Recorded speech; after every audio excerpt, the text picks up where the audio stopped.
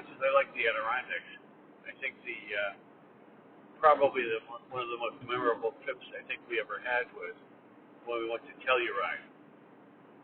Oh, absolutely. Especially the first time.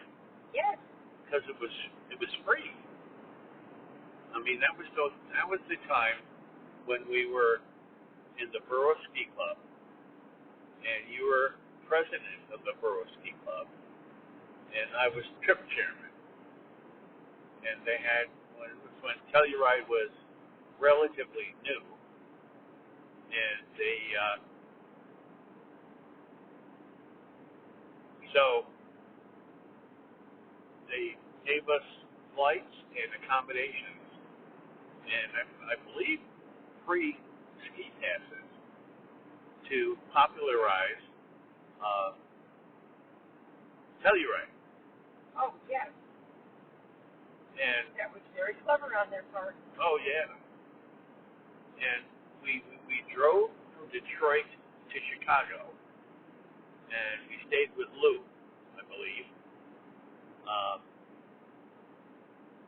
And we spent the night. Lou's the name. I'm trying to put more reality on it. But Lou and Charmaine were in your group when you went to California? Yes, yes. So we went to Chicago, and I think Lou was having some relationship problems with Charmaine at the time. Oh. So we drove to Chicago, and we spent most of the time that evening him trying to console him with his relationship problems. And you remember that day? It just came back to me just now. Yeah. And then the next morning, I think we had to take a limo to our O'Hare, and we got on this big airplane. It was like a DC-10,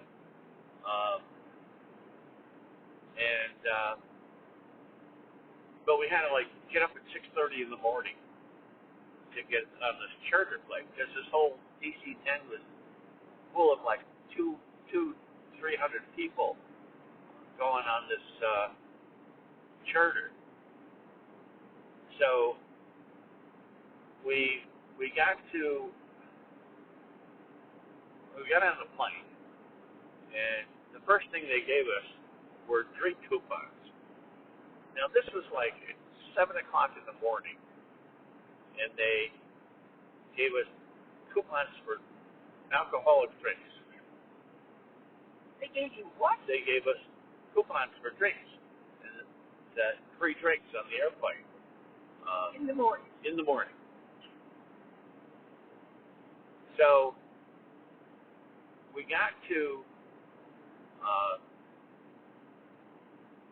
Denver, and then we transferred onto a Frontier Airlines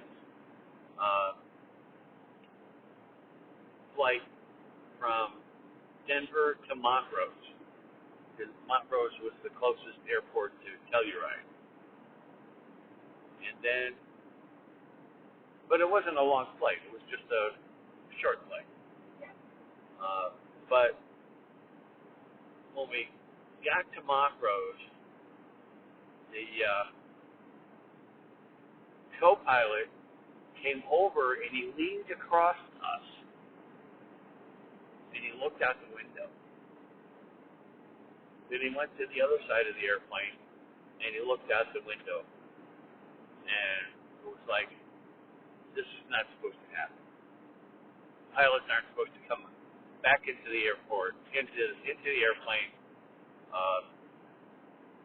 And then he went back into the cockpit, and they made an announcement.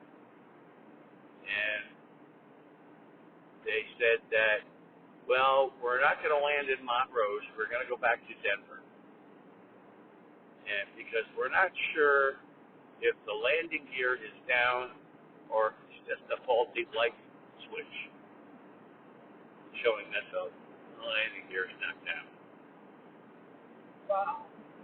So at that point, I asked the stewardess at the time.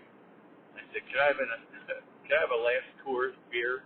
Because at the time you couldn't get Coors, back in Detroit or back east, and they wouldn't serve any beer or any alcoholic beverages because they were afraid we might crash.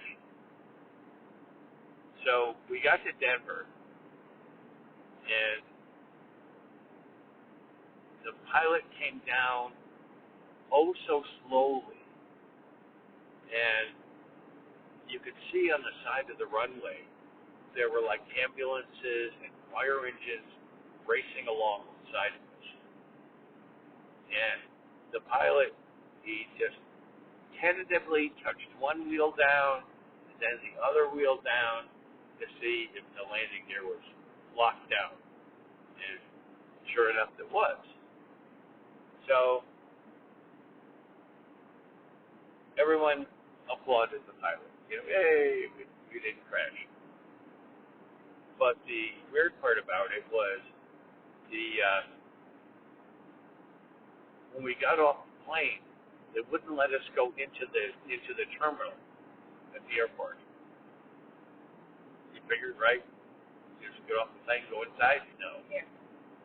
They made us wait on the plane, and then another airplane pulled up beside us.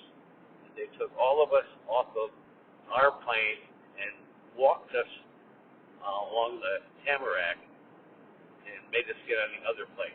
They wouldn't let us get off. I guess they were afraid that people wouldn't want to go on another Frontier airline airplane. And so we all got on the plane, and we flew back to Montrose. At Montrose, they had a charter bus for us. And there was a guy who was all dressed up in a suit, and he was sitting way in the back of the bus. And he didn't say anything to anybody. And we were all bitching and moaning about Frontier Airlines, what a terrible airline it was, how, the airplanes weren't reliable or whatever it was. So we got out of the airport in Montrose, and we went to a little town, and we stopped in front of a liquor store. And this guy with the suit, he gets off the bus, and he goes into the liquor store. And the bus driver wanted us to remain seated. All right, so it's fine. So finally, this guy with the suit, he comes back into the bus, and he's got 12 packs of beer and gallons of wine and munchies. Oh my goodness. And he hands out the beer and the wine and the munchies. And then after he does that, he gets on the microphone and he introduces himself as the sales representative for Frontier Airlines. And he apologized profusely about what happened. Now that you're saying it, there's a little ting. I remember something was crazy. Yes. So then we drove all the way to Telluride from there. But that was the crazy story about how we ended up getting to Telluride the first time. And it was great. I mean, the ski was great.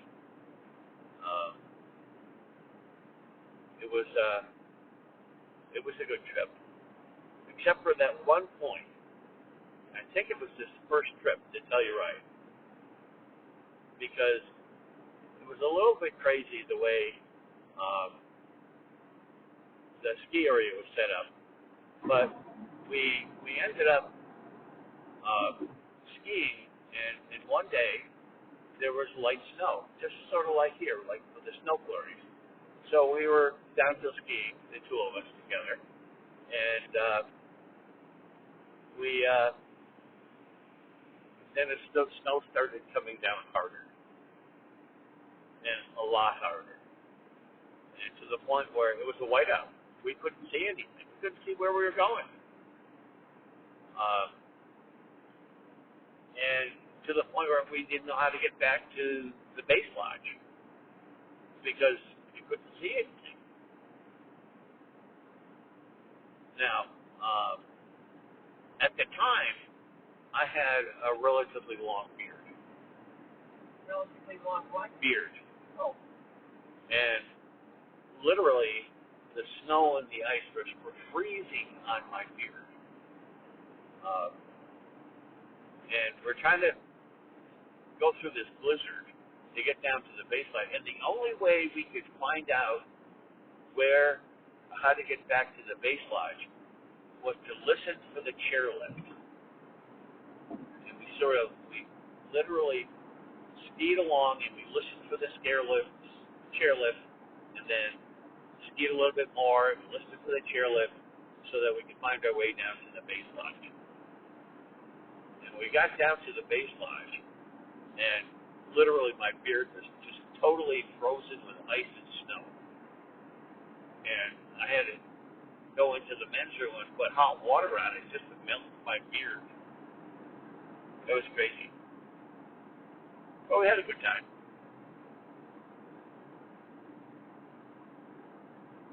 So that was the first trip to Telluride. I don't know if you remember the second trip. The what? The second trip to Telluride. No, I don't remember this like you do. Well, what happened? We went.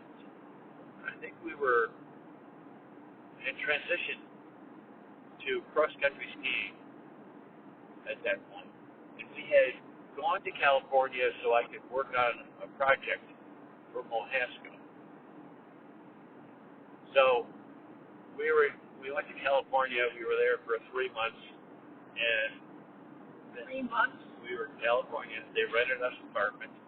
They paid us to drive from of all places, Amsterdam to San Francisco. They got us a beautiful apartment, and I was working to install a new system in one of our distributors there in Burlington. So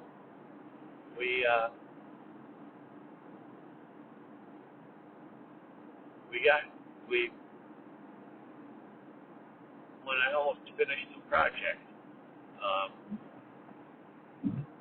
one of the vice presidents came out to visit, see how things were going.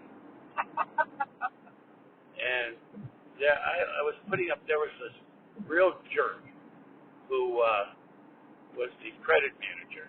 And he was very obstructive and abusive. Really didn't want anything to do with this new project. And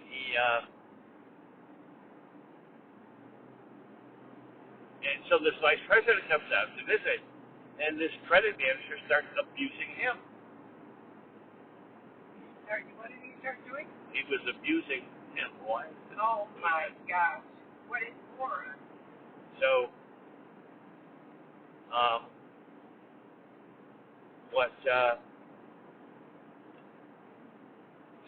oh, isn't that beautiful? Look at that. Yes.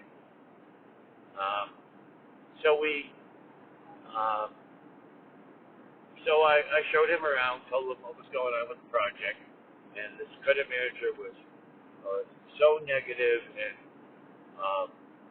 that right before the vice president left, I took him out to dinner down at Fisherman's Wharf. Oh. But then I did. Deserved that.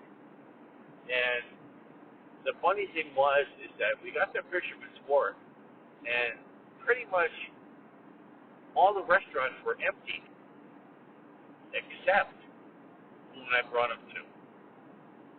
because it was such a very high-end, popular restaurant. So we had to wait, even though we had reservations to go to that restaurant. And he was so impressed that I knew the best restaurant in Fisherman's Wharf. He was so impressed with that. Wow. And then we were talking over dinner, and he says to me, he says, Joe, you've been through hell trying to get this project done. And I really appreciate it. And why don't you take an extra week off on vacation on your way back to Amsterdam? And sure enough, that's what we did. So we... I think he wanted to go too. Yeah, I think so. So on the way back, we went to Telluride a second time. And we were cross-country skiing at the time, as opposed to downhill. But, Telluride's a beautiful place.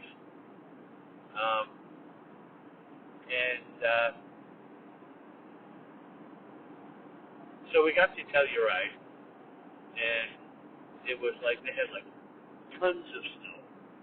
But we were cross-country skiing in the valleys. I vividly remember you had this floppy knit red and white hat. I had You had a funky hat. a knit hat, but it was like a wide brim. I was, for some reason, very susceptible to sunburn. And I was getting sunburn all over the place. And we were putting on sunblock just to not to burn up with sunburn. And I remember that even though I had that, I was still having problems. And you gave me your hat to wear. So I gave you? You let me wear your hat to protect my face from the sun. But we had a good time. We had a wonderful time. I think at that one point we were driving the Mustang. And we had that ski rack on the back of the truck. Now we're talking. Yeah. So it was a wonderful trip. But we had a lot of fun in California, though. The first time.